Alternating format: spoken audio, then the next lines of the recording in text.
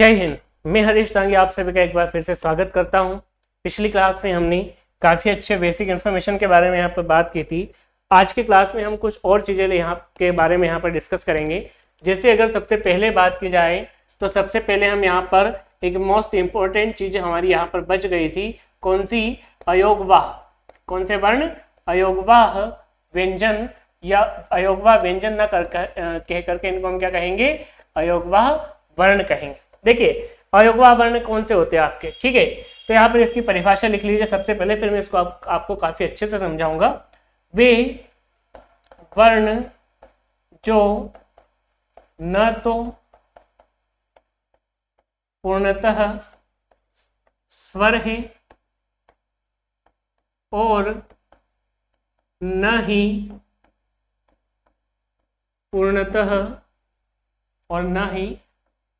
पूर्णतः व्यंजन है। क्या कहलाते हैं? अयोगवाह वर्ण कहलाते हैं। कौन से वर्ण कहलाते हैं? अयोगवाह वर्ण कहलाते हैं, ठीक है। अब याद रखने वाली चीज ये है, यहां से प्रश्न बहुत बार पूछा जाता है, अयोगवाह वर्णों को क्या कहा जाता है? तो ध्यान रखना, इन्हें स्वर और व्यंजन के बीच की कड़ी, इन्हें स्वर और व्यंजन के बीच की कड़ी, इन्हें स्वर और व्यंजन के बीच की क्या कहा जाता है? कड़ी भी माना जाता है, या स्वर और व्यंजन के बीच की कड़ी कहा जाता है। अच्छा देखिए, अगर बात आएगी किसकी, ठीक है, यहां पर इसको एक बार सही से लिख लीजिएगा, स्वर और व्यंजन के बीच की कड़ी भी कहा जाता है। अगर प्रश्न आता है स्वर और व्यंजन के मध्य का उच्चारण, तो स्वर और व्यंजन के मध्य के उच्चारण कहलाते हैं आपके कौन से वर्ण? अंतस्थ वर्ण। कौन से वर्ण? अंतस्थ वर्ण। और स्वर और व्यंजनों के बीच की कड़ी कहलाती है आपके कौन से? अयोगवाह वर्ण, ठीक है। अब अयोगवाह वर्ण आपके कौन कौन से होते हैं? सबसे पहले तो वो यहाँ पर आप लिखिए। तो अयोगवाह वर्ण होते हैं आपके दो। कौन सा? एक अंग और एक अह। एक अंग और एक अह। देखिए इनको अगर मैं बहुत अच्छे से समझाऊं तो अभी तक आपको समझ आ गया होगा किस अनुस्वार का जो प्रयोग होता है कहीं कहीं पर किस रूप में होता है? पंचम वर्ण के रूप में। ध्वनि कैसी है? नासिक की, पंचम वर्ण की।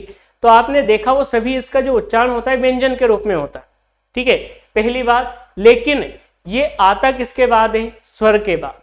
किसके बाद? स्वर के बाद। अब इसको टोटली हम स्वर इसलिए नहीं मान सकते क्योंकि इसका जो साउंड है, इसकी जो ध्वनि है वो व्यंजन ध्वनि। क्लियर? फिर हम इसको स्वर क्यों मानते हैं, पूर्णतः व्यंजन भी क्यों नहीं मानते? तो आपने यहाँ पर देखा होगा कि अगर हम यहाँ पर व्यंजनों की बात करें, किसकी बात करें? जैसे क, तो इस क में जो स्वर आता है ना वो कहां पर आता है? बाद में आता है। प्रत्येक व्यंजन में स्वर बाद में आता है, जबकि इसमें जो स्वर आता है वो कहां पर आता है? पहले आता है। कहां पर आता है? पहले आता है। इसलिए ना तो हम इसको कंप्लीटली स्वर बोलेंगे और ना ही कंप्लीटली व्यंजन। इसी तरह से ये इनका अर्थ होता है अयोगवाह का अ के योग से बनने वाले लेकिन व्यंजनों के लिए अर्थ वहन करने वाले, इन्हीं वर्णों को हमने क्या कहा? अयोगवाह। यहां पर भी आपने देखा होगा प्रातः, स्वतः, तो अ के बाद में यहां पर ह का साउंड आता है और ह आपकी कौन सी ध्वनि है? व्यंजन ध्वनि है। इसलिए ना तो इनको हम टोटली स्वर मानते हैं और आते किसके बाद है? स्वर के बाद। जबकि व्यंजनों में स्वर कहां पर आता है? बाद में आता है, और इनमें कहां पर आ रहा है? पहले। तो ना तो हम इनको कंप्लीटली स्वर मानते हैं और ना ही कंप्लीटली व्यंजन मानते हैं। इसलिए इन्हीं वर्णों को हम किस नाम से जानते हैं? अयोगवाह वर्ण के नाम से जानते हैं। क्लियर? अयोगवाह वर्ण के बाद अगर अगली बात की जाए तो अगली हम यहाँ पर बात करेंगे संगम की। किसकी बात करेंगे? संगम की। देखिए संगम क्या होता है, ठीक है, तो इसकी परिभाषा लिखिए सबसे पहले संगम की। संगम आपका क्या होता है? दो शब्दों के उच्चारण के मध्य, दो शब्दों के उच्चारण के मध्य जो हल्का सा विराम, दो शब्दों के उच्चारण के मध्य जो हल्का सा विराम पाया जाता है उसे क्या कहा जाता है? उसे संगम कहते हैं। उसे ही हम क्या कहते हैं? संगम कहते हैं।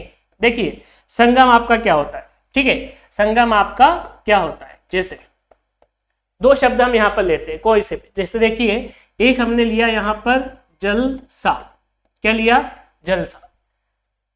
अब आप सभी जानते हैं कि इस जलसा का जो अर्थ होता है वो होता है क्या, महोत्सव। क्या अर्थ होता है इसका, महोत्सव। लेकिन इनके मध्य हम यहाँ पर विराम ले लेते हैं, रुक जाते हैं, जलसा, तो यहाँ पर इसका अर्थ चेंज हो जाता है, इसका अर्थ हो जाता है पानी के तरह, पानी के जैसा या पानी के समान। क्लियर। तो ये जो हल्का सा विराम होता है ना, यही क्या कहलाता है, संगम कहलाता है। कुछ और उदाहरण के माध्यम से मैं यहाँ पर समझाता हूं। जैसे देखिए एक हमने लिखा मनका, क्या लिखा, मनका। इस मनका का अर्थ क्या होता है, इस मनका का अर्थ होता है मोती। क्या होता है, मोती का टुकड़ा। जैसे आपने पीके मूवी देखी होगी ना, उस पीके मूवी में आमिर खान बोलता है मेरे मन का, मेरा मन का, तो जो मन का नहीं, वो जो गुरुजी बोलते हैं मेरा मन का, या ये मन का मुझे वहां से मिला, तो हम उसी मनके की बात कर रहे हैं। लेकिन अगर इनके मध्य हम हल्का सा रुक जाते हैं तो ये हो जाता आपका, ये क्या बन जाता आपका, मन का, मन का। ठीक है। जैसे आज तो मेरे मन का खाना बना, आज तो मेरे मन का खाना बना। ठीक है। यानी कि मेरे मन के अनुसार, किसके अनुसार, मेरे मन के अनुसार। तो इस तरह से ध्यान रखना, शब्दों के मध्य रुकते हैं, अगर संगम का प्रयोग करते हैं तो उसका अर्थ भी परिवर्तित होता है। जैसे एक और उदाहरण लेते हैं यहाँ पर, सिरका। तो देखिए सिरका क्या है आपका, सिरका आपका केमिस्ट्री में आपने देखा होगा, एक तरह का आपका क्या होता है, द्रव्य पदार्थ होता है। क्या होता है सिरका, एक तरह का आपका द्रव्य पदार्थ। ठीक है, एक तरह का आपका द्रव्य पदार्थ। लेकिन इसी में अगर आप संगम यानी कि रुक जाते हैं तो ये बन जाता आपका सिरका। सिरका, सिर का तेल, यानी कि सिर के लिए, इसका जो अर्थ हो जाता है अब क्या हो जाता है, हम किसकी बात कर रहे हैं, सिर के लिए। क्लियर। तो ये होता आपका संगम। क्या होता है, संगम। क्लियर। अब इसके बाद अगर नेक्स्ट हम बात करें वर्णमाला में, तो संगम के बाद में अगला यहां पर हम बात करते हैं किसकी, यहां पर हम बात करते हैं हलंत की। किसकी बात करते हैं, हलंत की। ठीक है। हलंत आपका क्या होता है, देखिए हलंत आपका क्या होता है, परिभाषा लिखना है इसकी, किसी भी व्यंजन को, किसी भी व्यंजन को, किसी भी व्यंजन को स्वर रहित क्या करने के लिए, किसी भी व्यंजन को स्वर रहित करने के लिए, किसी भी व्यंजन को स्वर रहित करने के लिए उसके नीचे जो आड़ी तिरछी, उसके नीचे जो आड़ी तिरछी रेखा खींची जाती है, आड़ी तिरछी रेखा खींची जाती है, उसी को हम क्या कहेंगे, उसी को हम हलंत कहते हैं। उसे हलंत कहते हैं। देखिए कहते हैं, तो यहाँ पर ये बिंदी लगाना बहुत ज्यादा जरूरी है। क्यों हो जाता है, क्योंकि ये दर्शाती है कि जो आप बात कर रहे हैं एक वचन की कर रहे हैं बहुवचन, बहुवचन में पीछे जिस हे का प्रयोग होता है ना उसमें हमेशा ऊपर बिंदु लगा होता है। चलिए अब बात करते हैं हलंत की। तो जैसे यहाँ पर हम कुछ व्यंजन लेते हैं, क, सा, मी, चू। ठीक है, ये व्यंजन है।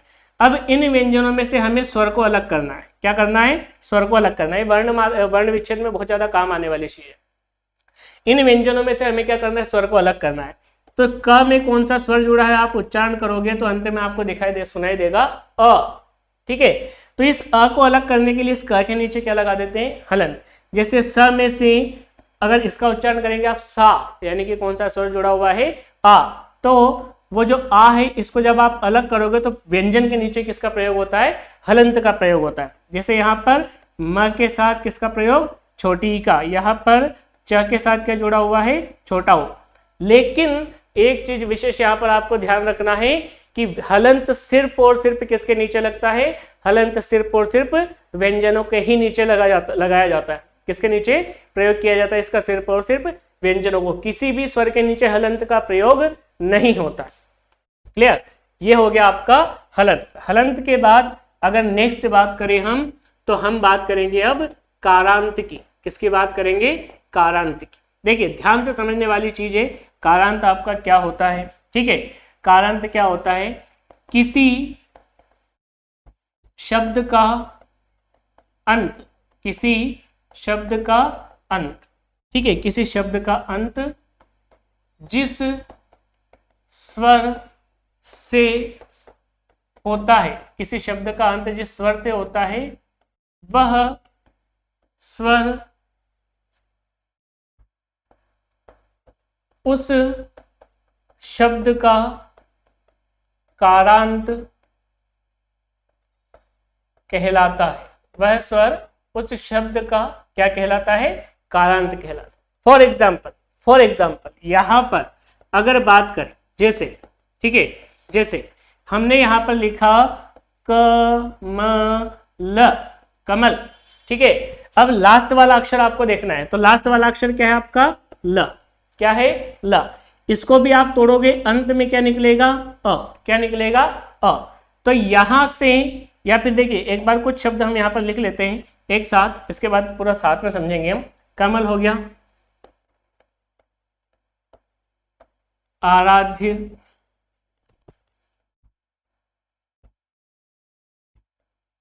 उमा, ठीक है, पिंकी।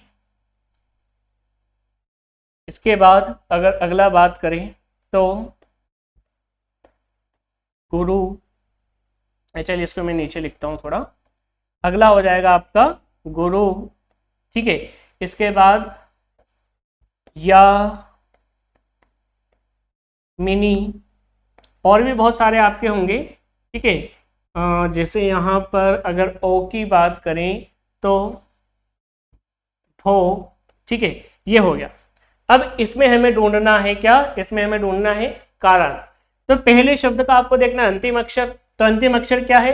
ल। इस ल के साथ में भी, जैसे भी हमने हलंत में देखा ना व्यंजनों को के स्वर को कैसे अलग करते हैं, उसी तरह से जब आप इसको अलग करोगे तो क्या निकलेगा? अ। तो इसमें जो कारांत हो जाएगा उस कारांत का नाम क्या होगा? अकारांत। इसी तरह से लास्ट वाला अक्षर देखना है य। अब य का जो लास्ट वाला वर्ण है या स्वर है वो कौन सा है? अ। तो इसी के नाम का हो जाएगा अकारांत। यहाँ पर लास्ट में इस म के साथ क्या जुड़ा हुआ है? आ जुड़ा हुआ है, तो ये हो जाएगा आपका कौन सा कारांत? आकारांत। यहाँ पर क्या जुड़ा हुआ है? बड़ी जुड़ा हुआ है, ठीक है, बड़ी की मात्रा लगी है ना लास्ट वाले अक्षर में, तो स्वाभाविक सी बात है क्या जुड़ी हुई है? बड़ी जुड़ी हुई है। तो यहाँ पर कौन सा कारांत हो जाएगा आपका? ई कारांत। कौन सा कारांत हो जाएगा? ई कारांत। यहाँ पर छोटा ऊ है तो कौन सा कारांत हो जाएगा? ऊ कारांत। यहाँ पर बड़ी है तो एक बार फिर से कौन सा कारांत हो जाएगा? इमली नहीं, कौन सा कारांत हो जाएगा? ई कारांत। कौन सा हो जाएगा? ई। इसमें देखिए, इसमें क्या जुड़ा हुआ आपका? बढ़ाओ, लास्ट में कौन सा है? बढ़ाओ, तो इसमें कौन सा कारांत हो जाएगा? ओ कारांत। यानी कि कारांत पहचानने के लिए आपको कुछ नहीं करना है, शब्द का अंतिम अक्षर देखना है, उस अंतिम अक्षर में भी लास्ट वाला स्वर देखना है। जो भी स्वर होगा उसी के नाम का उस शब्द में क्या होगा? कारांत होगा। क्या होगा? कारांत होगा। तो ये हो गया आपका कारांत। कारांत के बाद नेक्स्ट हम यहाँ पर बात करेंगे, नेक्स्ट अगर हम यहाँ पर देखें तो एक और आपका बचा है अमानक वर्ण। क्या बचा हुआ है आपका? अमानक वर्ण, ठीक है। तो एक और हम यहाँ पर बात कर लेते हैं अमानक वर्ण। कौन सा वर्ण? अमानक वर्ण, ठीक है। अमानक वर्ण आपका कौन सा होता है? वह वर्ण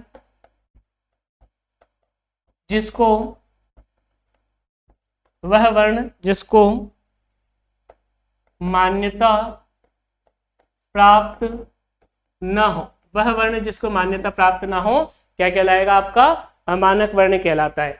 और इसकी अगर बात करें तो हिंदी में एक ही अमानक वर्ण है।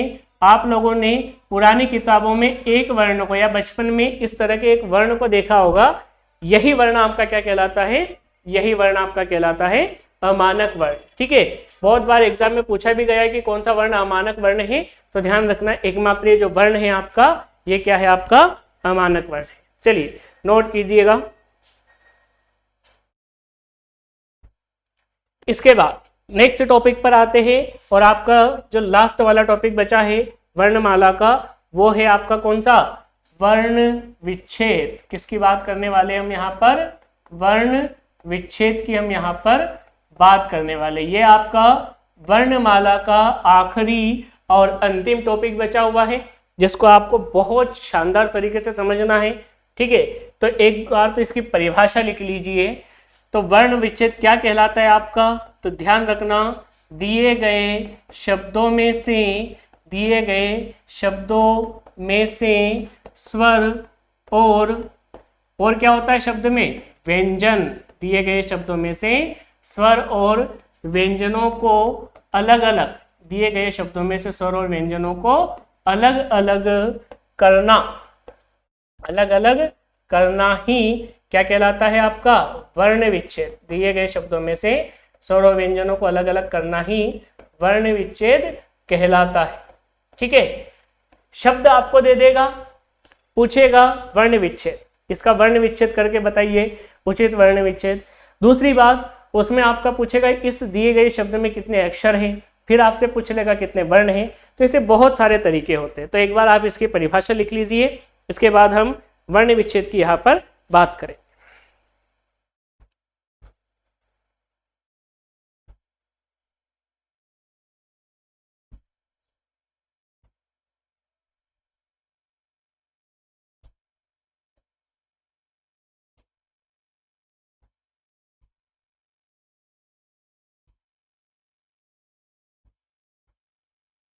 देखिए, अब हम यहाँ पर शुरुआत करते हैं वर्ण विच्छेद की।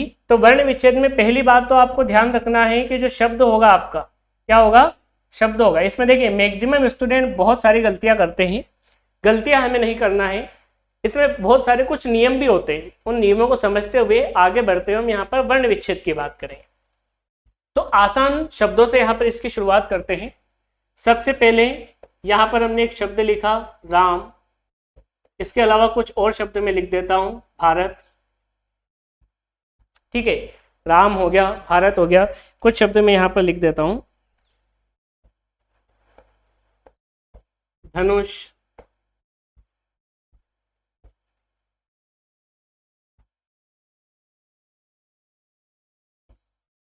विद्वान,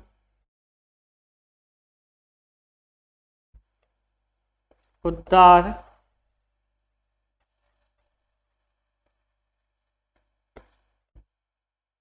पद्धति। ठीक है, इन शब्दों का आपको करना है वर्ण विच्छेद। क्या करना है इनका आपको, वर्ण विच्छेद।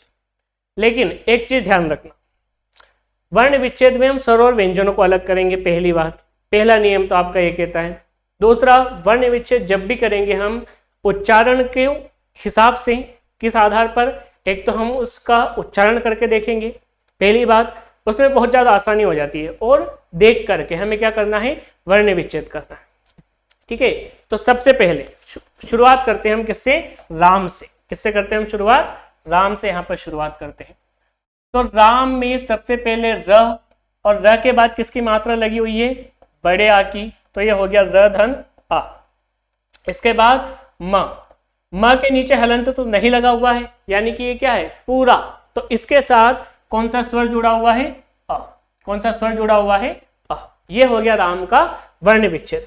अब देखिए, इसमें आपको बताना है, राम में इसमें आपको बताना है एक तो अक्षर, कि अक्षर कितने हैं और वर्ण कितने हैं, अक्षर कितने हैं और वर्ण कितने। ठीक है, तो देखिए पहली बात, जितने आपको इसके दिखाई दे रहे हैं, 1 2 3 4, ये चारों आपके क्या कहलाएंगे, चारों आपके कहलाएंगे वर्ण। जितने आपको अलग करने पर दिखाई दे वह कहलाते हैं आपके वर्ण। तो वर्ण की संख्या हो जाएगी कितनी, 4। कितनी हो जाएगी, 4। लेकिन अक्षर किसको कहते हैं, तो एक यहां पर आप ब्रैकेट में लिख सकते हैं, अक्षर हमेशा होता है किसका, व्यंजन प्लस स्वर का जोड़ा। व्यंजन प्लस स्वर के जोड़े को क्या कहा जाता है, अक्षर। अब आपके मन में डाउट आएगा, सर आगे स्वर आ गया पीछे व्यंजन आ गया तो क्या हम उसको अक्षर कहेंगे, बिल्कुल नहीं।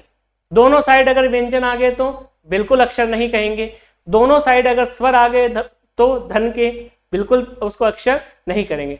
अक्षर के लिए पहले व्यंजन का होना जरूरी है, और उसके बाद धन के बाद प्लस के बाद किसका होना जरूरी है, स्वर का होना जरूरी है। तो चलिए देखते हैं, यहां पर व्यंजन प्लस स्वर। अब देखिए यहां पर स्वर और व्यंजन है, स्वर और व्यंजन को तो हम अक्षर नहीं कहते हैं, तो इसको नहीं गिनेंगे। फिर यहाँ पर व्यंजन और स्वर। तो यहाँ पर अगर अक्षर की बात करूं मैं, तो अक्षर कितने हो जाएंगे इसमें, अक्षर हो जाएंगे इसमें 2 और वर्ण हो जाएंगे कितने, 4। ठीक है, तो वर्ण विच्छेद पूछने का तरीका आपका दोनों प्रकार से होता है।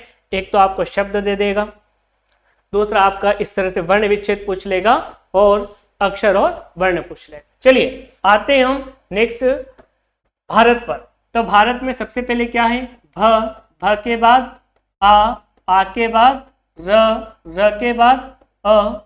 अच्छा देखिए एक बार मैं रिपीट करा देता हूँ, है ना, नहीं तो पता चलेगा नहीं, बस सब कराए जा रहे खुद ही।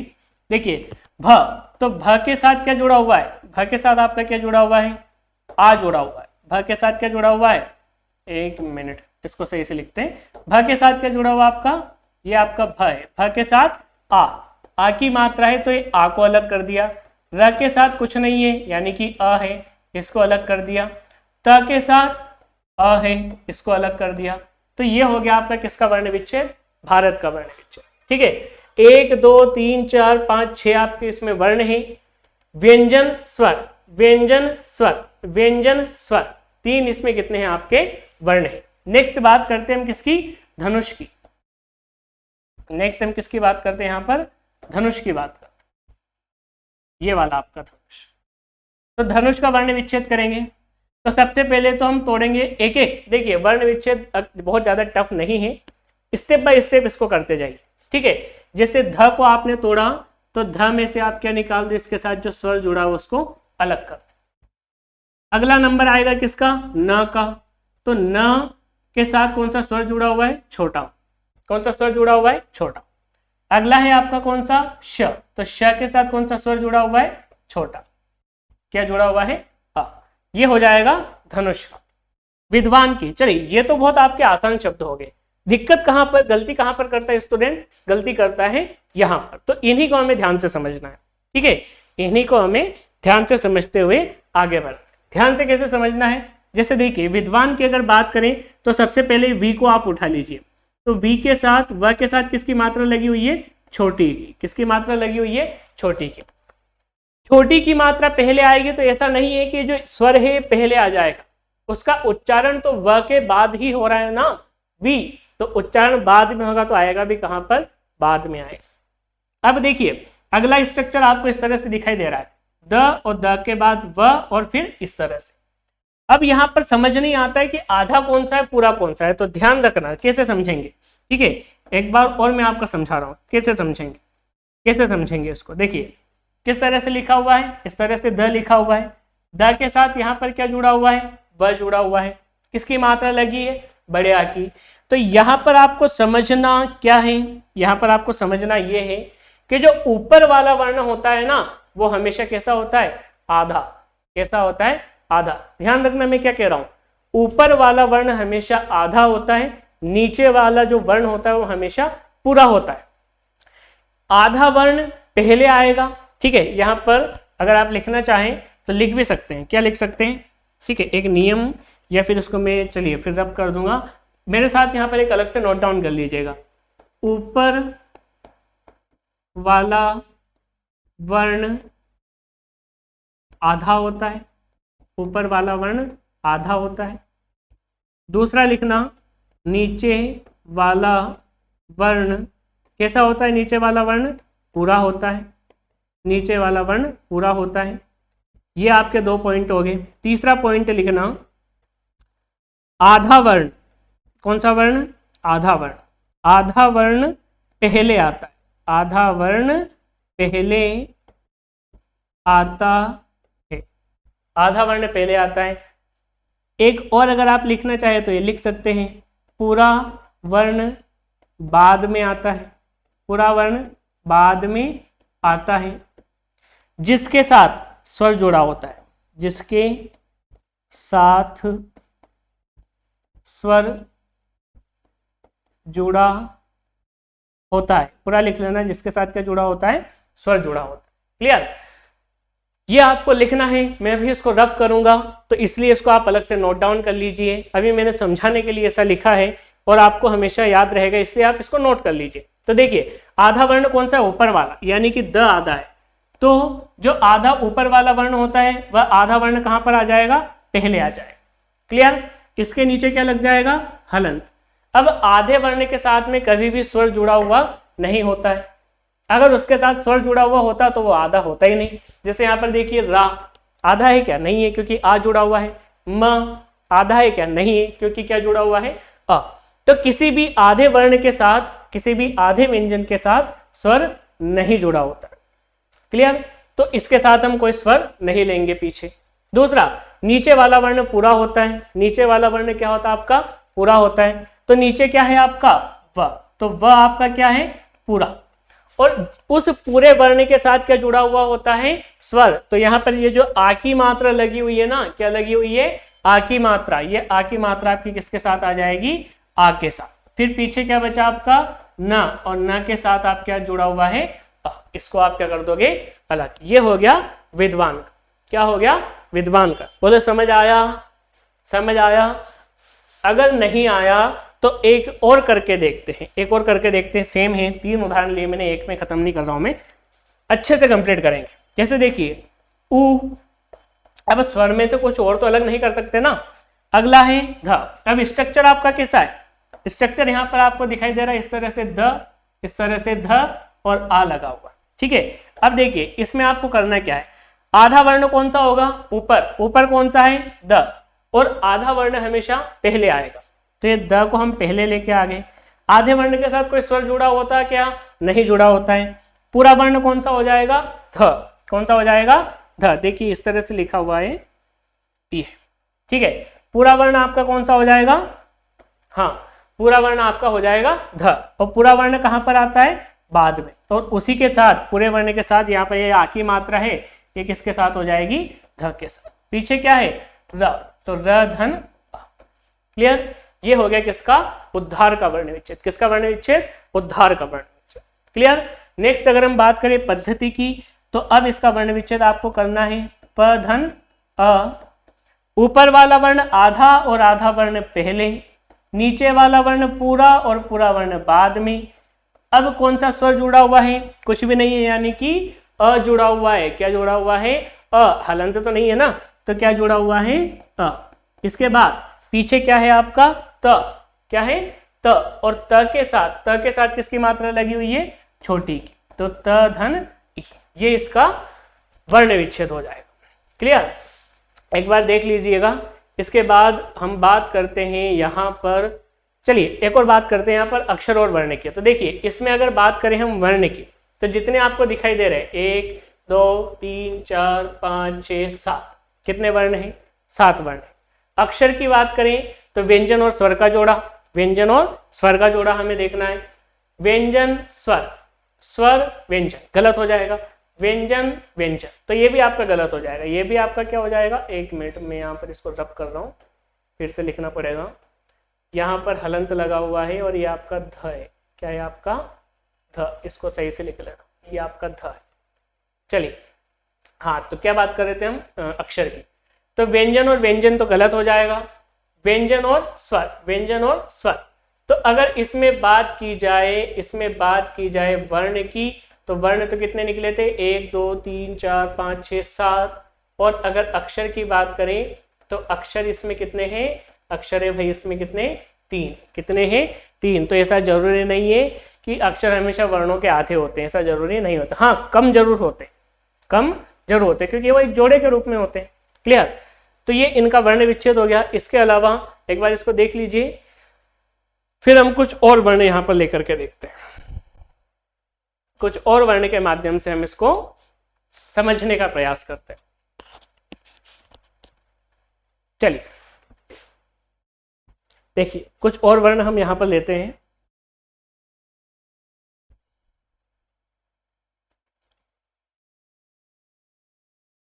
कर्म,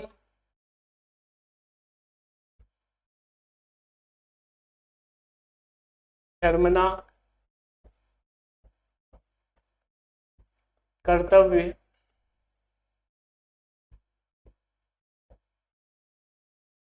क्रम,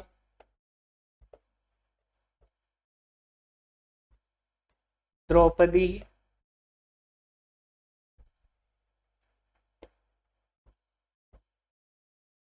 वक्राकार। ठीक है, तो ये आपके र संबंधी नियम हो जाएंगे इसमें। ठीक है, ये आपका र वाले कुछ उदाहरण मैंने लिए हैं। तो जब रेफ ऊपर लगता है, और मैंने हमेशा कहा है ऊपर वाला वर्ण आधा और आधा वर्ण पहले। क्लियर। चलिए, कर्म की बात करें तो इसका जब आप उच्चारण करोगे या लिखोगे तो क और इसके साथ जुड़ा हुआ है क्या, अ। अब देखिए, जब आपने इसको बोला तो जो र का उच्चारण है वो पहले आया कि बाद में? पहले ही आया ना। कहां पर आया? म के पहले, कर्म। ठीक है, तो र कहां पर आया? उस म के पहले। और वैसे भी यहां पर ऊपर लगा हुआ है, तो ऊपर वाला वर्ण आपका आधा होता है जिसके साथ कोई स्वर जुड़ा हुआ नहीं होता है, और नीचे वाला वर्ण कौन सा था? म, ये पूरा होता है और इसके साथ क्या जुड़ा हुआ होता है? आपका स्वर। तो या तो आप उच्चारण करके भी चेक कर सकते हैं या इस तरह से देख कर भी चेक कर सकते हैं। जैसे शर्मनाक, तो श धन अ। अब देखिए, ऊपर रेफ लगा हुआ है तो ऊपर वाला वर्ण आधा और आधा वर्ण पहले, कोई स्वर नहीं होगा। नीचे वाला वर्ण पूरा और जिसके साथ क्या जुड़ा हुआ है? स्वर। कौन सा? अ। अगला है आपका कौन सा? नाक, तो न के साथ में आपका हो जाएगा अ और क के साथ में आपका हो जाएगा अ। यह हो जाएगा आपका शर्मनाक। इसी तरह से कर्तव्य की बात करेंगे तो क के साथ क्या जुड़ा हुआ है? अ। ऊपर वाला र आधा होगा, नीचे वाला त पूरा होगा जिसके साथ कोई स्वर जुड़ा हुआ होगा। अब यहां पर देखिए, यहां पर व कैसा है? आधा। तो यहां पर हम व को आधा नहीं लिख करके इसके नीचे क्या लगा देंगे? हलंत, तब भी ये कैसा माना जाएगा? आधा। यहां पर व आधा था, कैसा था? आधा। तो यहां पर इसके साथ हम पीछे कोई स्वर नहीं जोड़ेंगे, कोई स्वर नहीं जोड़ेंगे। अगला वर्ण कौन सा है? य, और य के साथ ये हो जाएगा किसका? कर्तव्य। यहां पर देखिए, क्रम, तो क के नीचे साथ र जुड़ा हुआ है। क्या जुड़ा हुआ है? र। क्या जुड़ा हुआ है? र। अब यहां पर कैसे करेंगे हम? यहां पर सिंपल है, ये जो क है आपका, क्या है आपका? क। ये कैसा होगा? आधा, क्योंकि ऊपर वाला वर्ण तो आधा होता है ना, नीचे वाला पूरा होता है।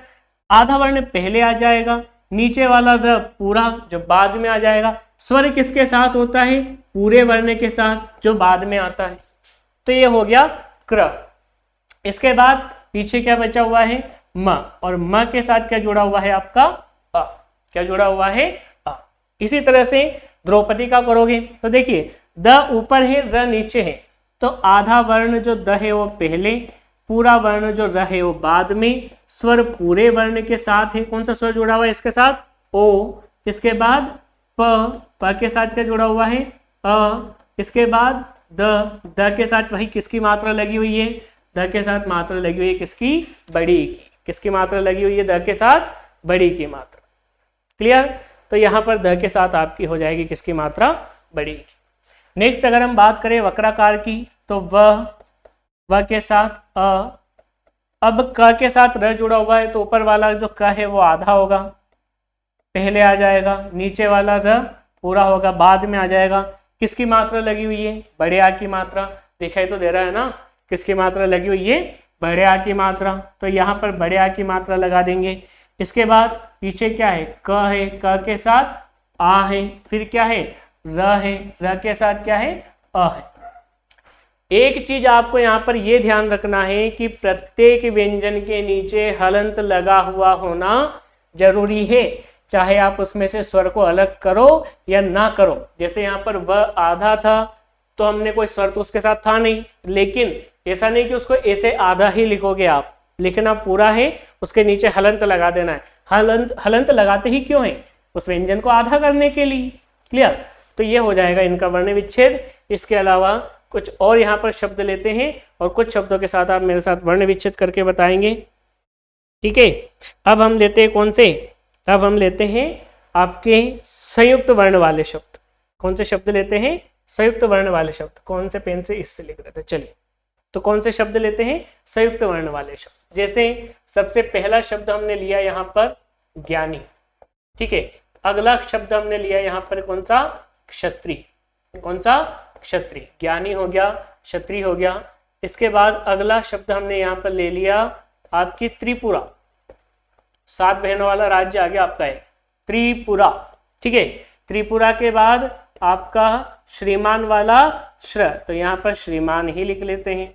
ठीक है, श्रीमान के बाद नेक्स्ट अगर हम बात करें तो एक और मैं मेरी तरफ से लिख देता हूँ ज्ञानार्जन। क्या लिख देते हैं, ज्ञानार्जन। अब इनका आपको करना है वर्ण विच्छेद। तो चलिए बिना समय गवाए फटाफट से लग जाए और वर्ण विच्छेद करके दिखाए जल्दी से जल्दी। कैसे होगा, अपनी अपनी कॉपी में वर्ण विच्छेद करेंगे, कैसे होगा देखिए। एक का मैं यहां पर आपको बता देता हूं,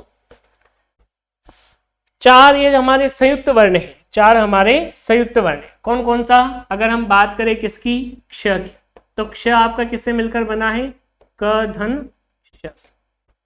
अगर हम बात करें त्र की, तो त्र आपका किससे मिलकर बना है, त धन र से। इसके बाद ज आपका किससे मिलकर बना है, ज धन य से।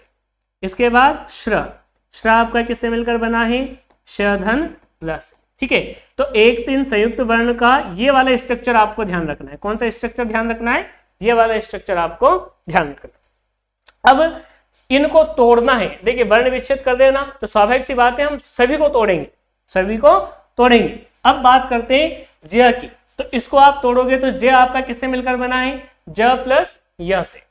तो यहां पर ये ना आकर के ये जिससे मिलकर के बना है वो वर्ण आ जाएगा। क्लियर। अब इसके साथ कौन सा स्वर जुड़ा है, बड़ा, उसको अलग करने के लिए इसके नीचे भी हलंत लगाना होगा और उस बड़े आ को हम क्या कर देंगे, अलग कर देंगे। क्या कर देंगे, अलग। बचा कौन सा, नी, तो ये हो जाएगा न धन ई। और कौन सी ई है, बड़ी, तो यहां पर बड़ी का होना बहुत ज्यादा जरूरी। क्लियर हुआ, कुछ नहीं किया, जिससे मिलकर के बना है उन वर्णों को हमने यहां पर लिख दिया। पीछे वाला देखिए यहां पर पूरा होता है, यानी कि उसके साथ क्या जुड़ा होता है, स्वर। यहां पर कौन सा स्वर जुड़ा हुआ है, आ, उस आ को हमने क्या कर दिया, अलग कर दिया। क्या कर दिया, अलग कर दिया। बस यही तो करना है हमें, और क्या करना है। जैसे क्षत्रिय, तो देखिए सबसे पहले क्ष को आप तोड़े, क और किससे मिलकर के बना है, श। क्लियर, इसी से मिलकर के बना है। अब इसके साथ क्या जुड़ा हुआ है, अ, तो उस अ को अलग करने के लिए फिर से हलंत लगा करके उस अ को अलग कर। तो ये तो हो गया क्ष का वर्ण विच्छेद। अब अगला बचा त्रि, तो पहले जो त्रि है उसमें त्र आया, त्र आपका किससे मिलकर बना है, त धन र से। और इसके साथ किसकी मात्रा जुड़ी हुई है, ई की, छोटी, तो इस छोटी को बाहर निकाल दिया। पीछे क्या बचा है, य और अ। तो ये हो जाएगा आपका किसका वर्ण विच्छेद, क्षत्रिय का। किसका वर्ण विच्छेद हो जाएगा, क्षत्रिय का। क्लियर। त्रिपुरा, अगला देखिए, अगला तोड़ करके देखते हैं। तो त्रिपुरा में पहले त प्लस र, तो ये तो हो गया त्र का, लेकिन उस ई को बाहर निकालने के लिए इसके नीचे हलंत लगाकर ई लिखना होगा। अगला है पुरा, तो प के साथ किसकी मात्रा, ऊ की, र के साथ किसकी मात्रा, आ की। तो ये हो जाएगा आपका कौन सा, त्रिपुरा। क्लियर। श्रीमान की अगर बात करें तो श्रीमान, श्र किससे मिलकर के बना है, शधन र से। किससे मिलकर के बना है, शधन र से। किसकी मात्रा है, पीछे बड़ी की, इसके नीचे हलंत लगाएंगे और बड़ी की मात्रा बाहर निकालेंगे। बचा क्या, म, और म के साथ आ, इसके बाद न के साथ अ। ठीक है। इसी तरह से ज्ञानार्जन, तो ज्ञानार्जन में पहले इसको आप इसका मूल रूप लिख लीजिए, ज प्लस य। उस आ को अलग करने के लिए इसके नीचे हलंत लगाना है और फिर आ को अलग कर देना, ही हो गया ज्ञा न धन आ। अब देखिए ज के साथ ऊपर र है, तो आधा वर्ण पहले, पूरा वर्ण क्या है, ज बाद में। किसकी मात्रा, आ की मात्रा। बाकी के दो यहां पर लिख रहा हूं, न धन आ। ये हो जाएगा ज्ञानार्जन का वर्ण विच्छेद। क्लियर। अच्छा, एक शब्द और मैं आपका यहां पर देता हूं, एक शब्द और आपको करना है, श्रृंगार। ये आपका वर्तनी में भी बहुत बार पूछा जाता है, इसका वर्ण विच्छेद करना आपको, श्रृंगार। ठीक है, श्रृंगार को आपको क्या करना है, वर्ण विच्छेद करना है। चलिए कैसे करते हैं इसका वर्ण विच्छेद। सबसे पहले श के बाद में देखिए, पहली बात यहां पर एक कंडीशन ध्यान रखना, यहां पर ये जो नीचे लिखा हुआ है ना, ये है आपका र। क्या है, र है। ठीक है, इस तरह से जो है ना आपका ये क्या आपका र है, क्या है, र। और ऋषि की मात्रा का एक नियम है कि कभी भी र वर्ण के साथ में ऋषि की मात्रा का प्रयोग नहीं होता। तो हमने यहाँ पर र ना लगा करके क्या लगा दिया, री लगा दिया सीधे। क्या लगा दिया, री। तो ध्यान रखना यहाँ पर र नहीं आएगा, सीधे इसके साथ में क्या आ जाएगा, ऋषि आ जाएगा। ठीक है। अब ये कुछ पंचम वर्ण वाला नियम है, तो ये यहाँ पर देखिए, चलिए वो भी समझा देता हूँ। अनुस्वार के बाद में कौन सा स्पर्श व्यंजन? ग। तो ये पंचम वर्ण अब इसकी पांचवें वर्ण में यानी कि न में परिवर्तित हो जाएगा। अनुस्वार जब भी पंचम वर्ण में परिवर्तित होता है हमेशा कैसा होता है? आधा। आधे वर्ण के साथ कोई स्वर होता है क्या? नहीं होता है। अब इसके बाद वाला आ जाएगा कौन सा? ग। ग के साथ क्या जुड़ा हुआ है? आ। इसके बाद र, और र के साथ क्या जुड़ा हुआ है? आ। ये हो जाएगा किसका वर्ण विच्छेद? श्रृंगार का वर्ण विच्छेद।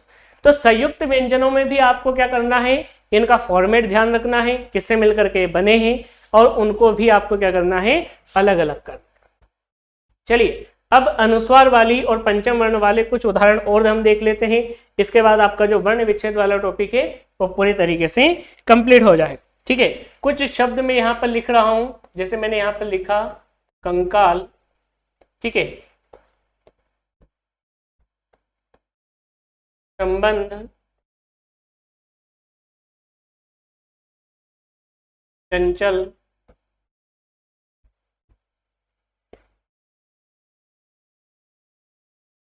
या यहाँ पर इस गंगा की जगह आप एक काम कीजिए, दूसरा लिख लीजिए। ठीक है, दूसरा क्या लिखोगे आप? दूसरा आप लिख लीजिए कंठावरण, संयम, संहार,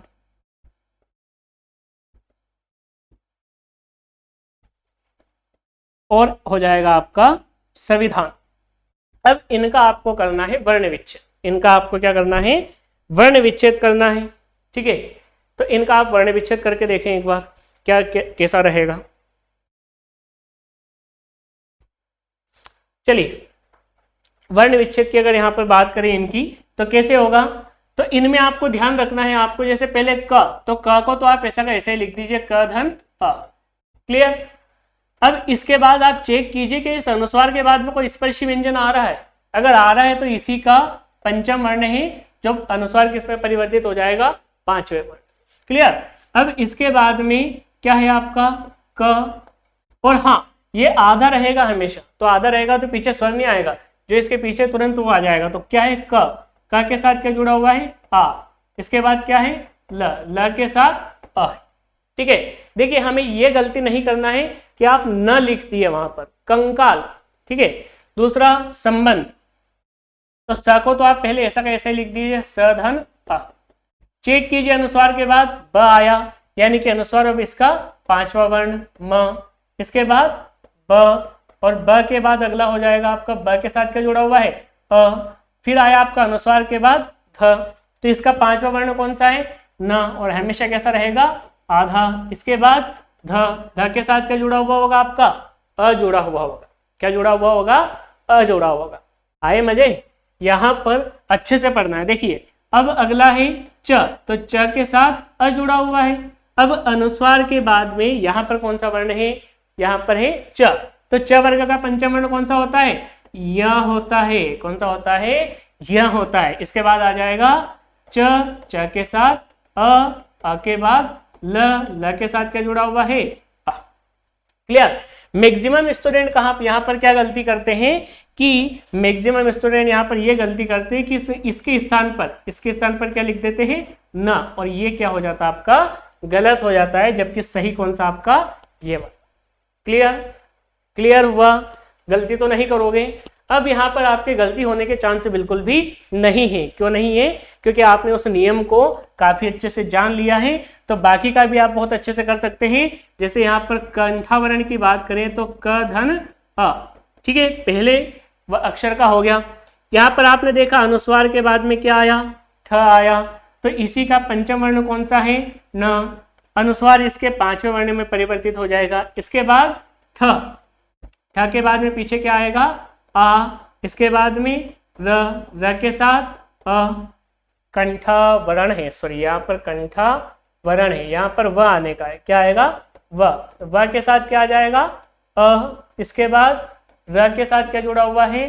अ, और लास्ट में बचा है न, और न के साथ क्या जुड़ा हुआ है? अ। तो ये किसका वर्ण विच्छेद हो जाएगा? ये हो जाएगा आपका कंठावरण का। किसका वर्ण विच्छेद हो जाएगा यहाँ पर? कंठा वर्ण का वर्ण विच्छेद हो जाएगा। चलिए ये तीन आपके अलग हैं। तीन आपके अलग कैसे हैं? मान लो यहां पर स है तो स को तो आप ऐसा का ऐसा ही लिख दो। इसके बाद आपने चेक किया क्या कोई स्पर्श व्यंजन आया, तो आपने देखा नहीं आया। कौन सा व्यंजन आया? अंतस्थ व्यंजन आया। और अंतस्थ व्यंजन वाली कैटेगरी में तो वर्ण ही 4 है। कितने हैं? 4 हैं। क्लियर? तो जब 4 है तो पांचवें वर्ण का तो सवाल ही यहाँ पर नहीं होता है, ठीक है ना। तो जाहिर सी बात है इसका मूल रूप आ जाएगा। इसका मूल रूप कौन सा होता है? अंग। कौन सा होता है? अंग। लेकिन ये नियम आपको ध्यान रखना है। क्या ध्यान रखना है कि अगर इस अंग के पहले, किसके पहले? अंग के पहले अगर छोटा अ आता है तो ये जो अंग की बिंदी होती है ना वो इस छोटे अ के ऊपर ही लग जाती है और ये जो अंग होता है ना ये क्या हो जाता है? हट जाता है। क्या हो जाता है? हट जाता है। चलिए अगला है य। तो य और य के साथ क्या जुड़ा हुआ है? अ। क्या जुड़ा हुआ है? अ। इसके बाद अगला कौन सा हो जाएगा आपका? म। और म के साथ क्या जुड़ा हुआ है? अ। ये हो जाएगा आपका किसका वर्ण विच्छेद? संयम का वर्ण विच्छेद। अगला आप देखेंगे संहार, तो स धन अ। अब देखिए पीछे क्या है आपका? अनुस्वार है। अनुस्वार के बाद ह है। क्या है? ह। संघर्षी व्यंजन है। पांचवा वर्ण इसमें भी नहीं है तो अब पंचम वर्ण तो नहीं आना मूल रूपी है। लेकिन किसके बाद आना है? अ के बाद। किसके बाद आना है? अ के बाद। और अ के बाद जब अनुस्वार आता है या अंग आता है तो जो बिंदी है वो कहां पर लगा देते हैं? हम इसी पर लगा देते हैं। कहां पर लगा देते हैं? इसी पर लगा देते हैं। इसके बाद वाले वर्णों का फिर वर्ण विच्छेद करते हैं। जैसे ह के साथ क्या जुड़ा हुआ है भाई? आ जुड़ा हुआ है। क्या जुड़ा हुआ है? आ। इसके बाद में अगला कौन सा हो जाएगा? र। और र के साथ क्या जुड़ा हुआ है? अ। क्या जुड़ा हुआ है? अ। चलिए अब करिएगा संविधान का वर्ण विच्छेद। तो बहुत अच्छे से आप कर सकते हैं। स धन अ। पीछे अंतस्थ व्यंजन है यानी कि अंग आने वाला है और वो बिंदु यहीं पर लग जाने क्योंकि आगे क्या है? अ है। फिर हो जाएगा अगला किसका? वी का। तो व और व के साथ क्या जुड़ा हुआ है? व के साथ किसकी मात्रा? छोटी की मात्रा। अगला ध और ध के बाद क्या है? आ। ध के साथ किसकी मात्रा लगी हुई है? आ की। बचा क्या? न। तो न धन अ। ये हो जाएगा आपका किसका वर्ण विच्छेद? संविधान का वर्ण विच्छेद। किसका वर्ण विच्छेद? संविधान का वर्ण विच्छेद। तो यहाँ पर ये आपका वर्ण विच्छेद कंप्लीट होता है। इसके बाद इसमें देखिए अनुस्वार वाले में ही आपको इतना सा ध्यान रखना है, पीछे अगर स्पर्शी व्यंजन आता है तो उसका पांचवें वर्ण में परिवर्तन और आधा रहेगा तो कोई स्वर भी पीछे नहीं आएगा। लेकिन अगर पीछे स्पर्शी व्यंजन नहीं आए, अंतस्थ आ जाए, संघर्षी आ जाए, तो ऐसी कंडीशंस में क्या होगा? ऐसी कंडीशंस में उसका मूल रूप होगा। कंडीशन ये थी कि जब भी यहां पर ध्यान रखना कि अ के अंग के पहले अगर क्या आता है? अ आता है तो ये जो बिंदी होती है ना, ये बिंदी आपकी कहां पर लग जाती है? यहीं पर लग जाती है। ये नियम आपको ध्यान रखना। चलिए इसके बाद में एक और मैं आपका करा देता हूं, ठीक है, अपनी तरफ से, और आप सभी लोगों को यहाँ पर कोई डाउट भी ना बचे, इसलिए जैसे कुछ आपके और उदाहरण यहाँ पर ले लेते हैं। कुछ और उदाहरण आपके यहाँ पर कंप्लीट कर लेते हैं। जैसे आंत, क्या लिखा हमने? आंत। नहीं तो आप बोलोगे सर आपने चंद्र बिंदु वाला तो कराया नहीं है, तो चंद्र बिंदु वाला भी हम करके देख लेते हैं। आंत हो गया, दांत हो गया, या फिर जैसे आपके आगत स्वर वाले थे उनका भी कर लेते हैं। डॉक्टर हो गया, या फिर आपका गजल, इसका भी हम कर लेते हैं। गजल हो गया, ठीक है, यहाँ पर भी आएगा। इनका अगर हम वर्ण विच्छेद करें तो कैसे होगा? तो देखिए इसमें भी कुछ नहीं करना है, इस आ को लिख देना है। इस मैंने आपको कहा था अनुनासिक ध्वनि हमेशा स्वर के साथ होगी, बात तो होगी नहीं, साथ होगी तो साथ ही तो रखेंगे, बात थोड़ी रखेंगे। अगला क्या है? त। क्या है? त। और त के बाद अ। तो ये हो जाएगा आंत का वर्ण विच्छेद। अब देखिए आपके मन में डाउट ये आ रहा होगा कि क्या सर ये इसका क्या है, पंचम वर्ण हो सकता है? तो बिल्कुल नहीं हो सकता है, क्योंकि चंद्र बिंदु आपकी अनुनासिक ध्वनि है जो हमेशा और हमेशा और हमेशा किसके साथ आएगी? स्वर के साथ आएगी। किसके साथ आएगी? स्वर के साथ ही ये आएगी।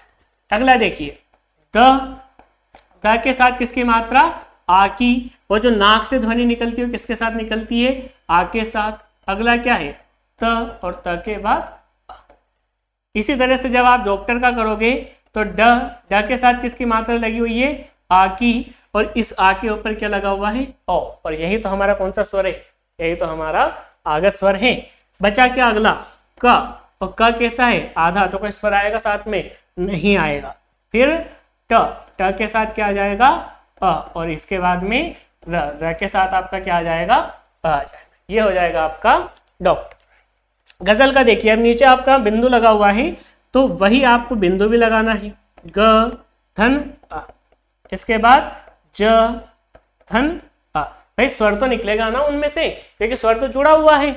इसके बाद में हालांकि इसका होता नहीं है, ऐसा पूछता नहीं है, लेकिन फिर भी अगर इनकेस पूछ ले तो मैंने आपको बता दिया। ये हो जाएगा किसका, गजल का वर्ण विच्छेद।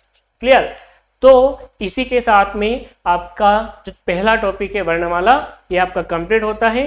अब आप किसी भी बुक से, चाहे वह किसी भी कहीं की भी कोई सी भी किताब हो, और जितने आप क्वेश्चन लगाना चाहें, जितने भी क्वेश्चन आपको मिले, जितने भी आप क्वेश्चन लगाना चाहें किसी भी बुक से, आपके 100% यानी कि अगर आप 100 क्वेश्चन लगाते हो तो आपके 100 क्वेश्चन ही बन जाएंगे। अगर आपने इस वर्णमाला को बहुत अच्छे से पढ़ा है मेरे साथ, तो अगर आप 500 यानी कि 500 क्वेश्चन भी लगाओगे तो आपके पूरे के पूरे 500 ही प्रश्न बनेंगे।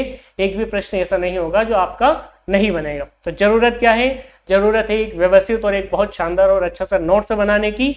एक नोट्स बनाते हुए चलें, व्यवस्थित रूप से लिखते हुए चलें, और साथ में अच्छे से उसको समझते हुए चलें। तो चलिए मिलते हैं नेक्स्ट वीडियो में, नेक्स्ट क्लास में। तब तक के लिए थैंक यू सो मच।